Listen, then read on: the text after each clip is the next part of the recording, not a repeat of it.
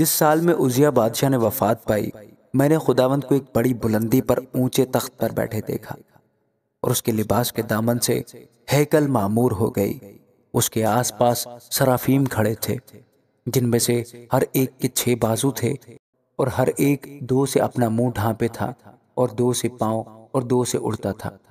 اور ایک نے دوسرے کو پکار کر کہا، قدوس قدوس قدوس رب الافواج ہے، ساری زمین اس کے جلال سے معمور ہے۔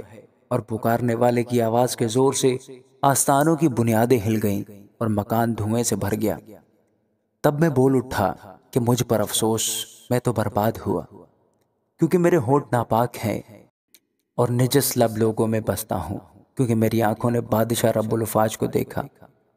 اس وقت سرافیم میں سے ایک سلگا ہوا کوئلہ جو اس نے دست پناہ سے مذبح پر سے اٹھا لیا، اپنے ہاتھ میں لے کر اڑتا ہوا میرے پاس آیا، اور اس سے میرے منہ کو چھوا اور کہا، دیکھ، اس نے تیرے لبوں کو چھوا، بس تیری بد کرداری دور ہوئی اور تیرے گناہ کا کفارہ ہو گیا۔ اس وقت میں نے خدا کی آواز سنی جس نے فرمایا، میں کس کو بھیجوں اور ہماری طرف سے کون جائے گا؟ تب میں نے عرض کی، میں حاضر ہوں، مجھے بھیج۔ اور اس نے فرمایا، جا اور ان لوگوں سے کہہ کہ تم سنا کرو پر سمجھو نہیں، تم دیکھا کرو پر بوجھو نہیں۔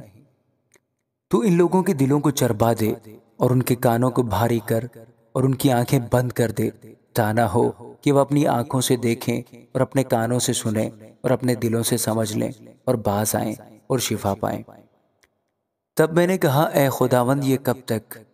اس نے جواب دیا، جب تک بستیاں ویران نہ ہوں اور کوئی بسنے والا نہ رہے، اور گھر بے چراغ نہ ہوں، اور زمین سراسر اجاڑ نہ ہو جائے، اور خداوند آدمیوں کو دور کر دے، اور اس سرزمین میں متروک مقام بکثرت ہوں، اور اگر اس میں 10واں حصہ باقی بھی بچ جائے تو بھی وہ پھر بسم کیا جائے گا، لیکن وہ بتم اور بلوت کی مانند ہوگا، کہ باوجود یہ کہ وہ کاٹے جائیں تو بھی ان کا ٹنڈ بچ رہتا ہے، سو اس کا ٹنڈ ایک مقدس تخم ہوگا۔